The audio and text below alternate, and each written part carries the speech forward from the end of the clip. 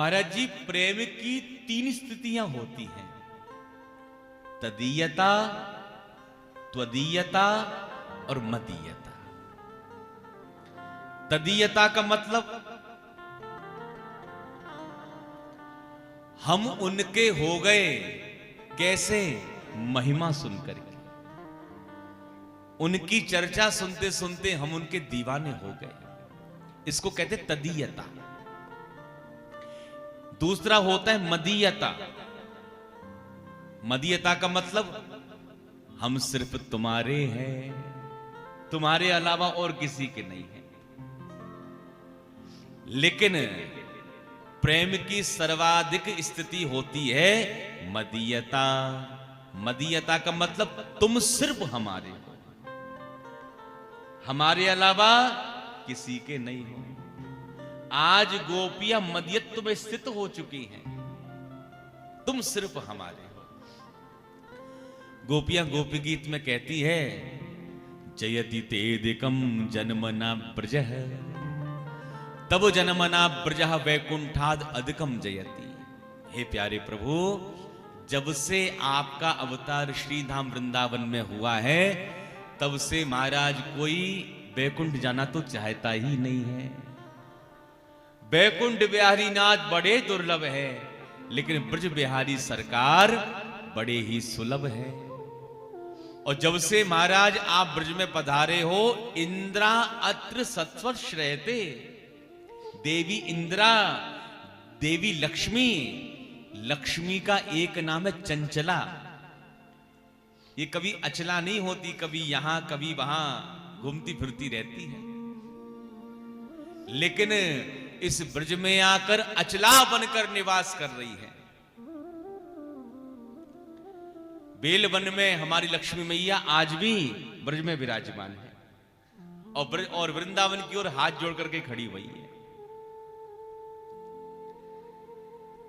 गोपियां कहती है, प्यारे प्रभु रास बिहारी सरकार, कृपा करके एक बात बताओ, ब्रज में बड़े बड़े राक्षस हमें मारने के लिए आए,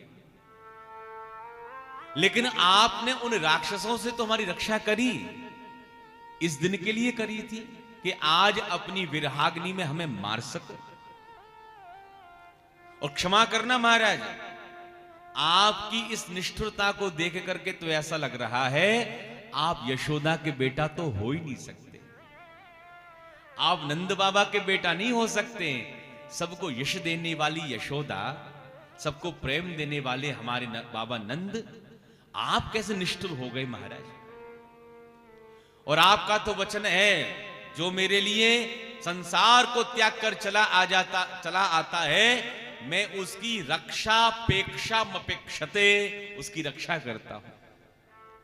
हे प्यारे प्रभु, पूरे संसार को छोड़ करके आपके लिए चली आई, तब भी महाराज आप दर्शन नहीं दे रहे हो।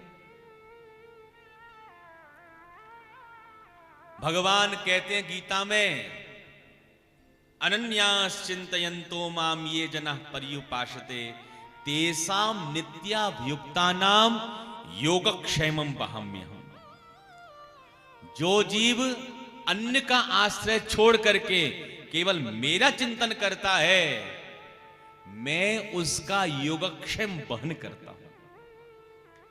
एक बार शरणागत होकर जो कहता प्रभु मैं तेरा, भगवान कहते हैं कर देता मैं अभय उसे सब भूतों से, यह व्रत मेरा।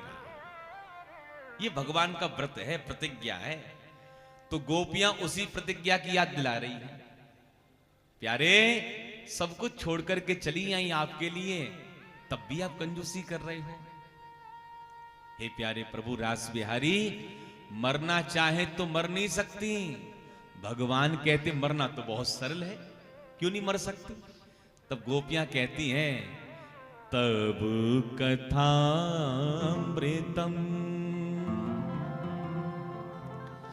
तप्त जीवनम कभी विरीडितम कल्मषापहम्। हे प्यारे प्रभु, हमने आपके कथामृत का पान कर लिया है। आपका कथामृत कैसा है? तब कथामृतम, तपे हुए प्राणियों को जीवन दान देने वाला भगवान का कथामृत है। हम नहीं कह रही, बड़े बड़े कवि, मनीषी, शास्त्री, आचार्य लोग कह रहे हैं। कथामृत सुनने से क्या होता है? तप्त जीवनम, तपे हुए प्राणी में जीवन दान आ जाता है। और एक बात बताएं, कोई कितना भी हताश, उदास, निराश क्यों ना हो, केवल महाराज कथा में आकर बैठ जाओ, सारी चिंता आपकी दूर हो जाएंगी। जैसे भागीरथी गंगा में जो डुबकी लगाता है, उसके तन का ताप दूर हो जाता है, लेकिन भैया जो भागवती गंगा में डुबकी लगाता है, उसके मन का ताप दूर हो जाता है। गंगा मैया तन के ताप को दूर करने वाली है, भागवती गंगा मन के ताप को दूर करने वाली है। हे प्यारे प्रभु, कल्मषापहं, सारे कल्मषों से मुक्ति दिलाने वाला है। श्रवण मंगलम, सुनते ही जीव का मंगल हो जाता है। गोपियां गोपी गीत में कहती हैं, हे प्यारे प्रभु, कोई अन्न दान करता है, कोई वस्त्र दान करता है, कोई भूमि दान करता है, लेकिन सबसे बड़ा दानी तो हम उसको मानती हैं जो आपके कथा रूपी अमृत का दान करता है। उससे बड़ा दानी संसार में दूसरा कोई हो ही नहीं सकता। भूरिदा जना, और भगवान का कथामृत कैसा है? न पीने पिलाने न खाने में है, न किस्से कहानी सुनाने में है। न पीने पिलाने न खाने में है, न किस्से कहानी सुनाने में है। जिंदगानी का जीने का असली मजा कथा में कृष्ण की डूब जाने में है। जो कृष्ण कथा में डूब जाता है, वही जीवन का सच्चा आनंद प्राप्त कर लेता है। बड़ा सुंदर यहां पर